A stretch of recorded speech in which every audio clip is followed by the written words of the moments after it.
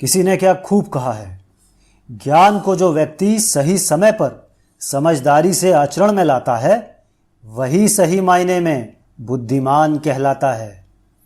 Hey guys, welcome back to इनमोलॉजी, a place full of inspiration and motivation.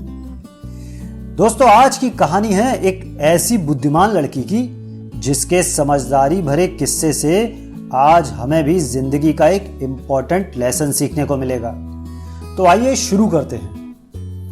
Rudrapur नाम के गांव में धनीराम नाम का एक किसान था जिसकी एक बेटी किरण भी थी।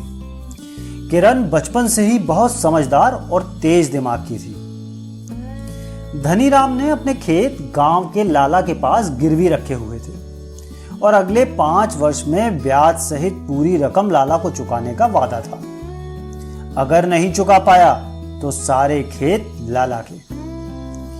धनीराम अपने गिरवी खेत में ही फसल उगाता और जो धन मिलता उसमें से एक हिस्सा लाला जी को दे देता। हर बार लाला खुद ही समय पे हिसाब लेने पहुंच जाया करता था। एक बार जब लाला धनीराम से हिसाब लेने पहुंचा तो उसकी नजर लाला की बेटी किरण पर पड़ी। उसे देखते ही लाला मंत्रमुग्ध हो गया और सोचा कि यदि इस सुंदर कन्या से मेरा विवाह हो जाए तो जीवन का आनंद ही आ जाए।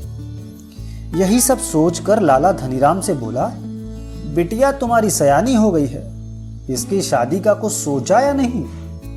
धनीराम बोला, हाँ मालिक, इसके लिए एक अच्छा लड़का और परिवार खोज रहा हूं। वक्त यूं ही बीतता रहा और एक दिन अचानक मौसम ने करवट ली और इतनी तेज बारिश हुई कि पूरी फसल खराब हो गई। उधर लाला को सही मौका मिल गया। वह धनीराम के पास नियत समय पर हिसाब के लिए जा पहुंचा। धनीराम बोला, मालिक, आप सब जानते हैं कि पूरी फसल खराब हो चुकी है, तो इस बार मैं आपके पैसे नहीं दे पाऊंगा।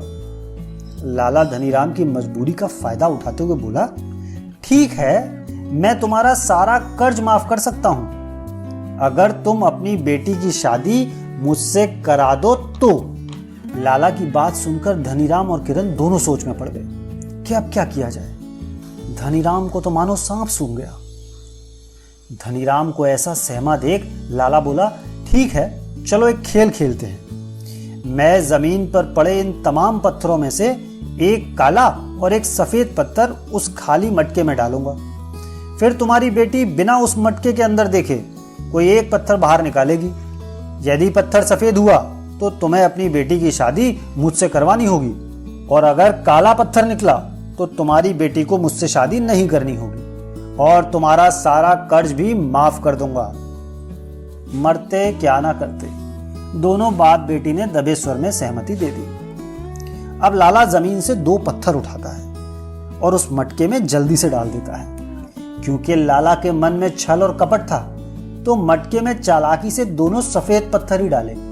लेकिन धनीराम की बेटी ने लाला की ये चालाकी देख ली, पर उसे पता था कि अगर अभी सच बोला तो लाला को धन देना होगा और कुछ नहीं बोला तो मेरी शादी इसके साथ करा दी जाएगी। लेकिन किरण ने इस स्थिति में भी धैर्य बनाए रखा और ठंडे दिमाग से सोचती रही कि क्या करना चाहिए। अंत में लाला के कहने पर मटके से पत्थर निकालने चली जाती है। जैसे ही मटके से पत्थर निकालती है उसी समय जानबूझकर जमीन पर गिर जाती है, जिस वजह से उसके हाथ का पत्थर छटक कर जमीन पर पड़े तमाम पत्थरों में मिल जाता है।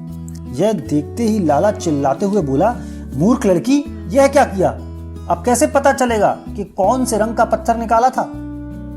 किरण बड़े शांत स्वर में बोली, मैंने काले रंग का पत्थर निकाला था। इस पर लाला भड़कते हुए बोला, यह हो ही नहीं सकता, तुम झूठ बोल रही हो। तब किरण दृढ़तापूर्वक बोली, यकीन नहीं होता तो मटके में जो पत्थर है उसे निकाल कर देख लीजिए। अगर पत्थर सफेद हुआ तो साबित हो जाएगा कि मैंने काला पत्थर निकाला था।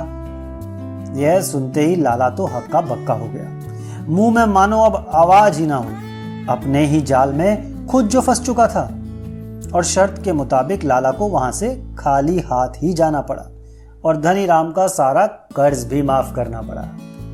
दोस्तों, किरण की तरह अगर आप भी कभी ऐसी टफ सिचुएशन में फंस जाएं जहां एक तरफ कुआं और दूसरी तरफ खाई दिखे तो घबराइएगा मत। बस अपना संयम बनाए रखें और शांत दिमाग से काम लें। कुछ ना कुछ रास्ता जरूर निकलेगा।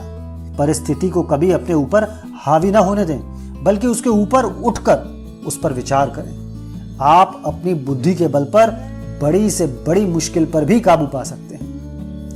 कहानी पसंद आई हो तो लाइक एंड शेयर जरूर कीजिएगा। चैनल को सब्सक्राइब करना ना भूलें और बेल आइकन पे भी क्लिक करें ताकि आपको नए वीडियोस के नोटिफिकेशन मिलते रहें। तो जल्द मिलते हैं, तब तक stay blessed and stay healthy.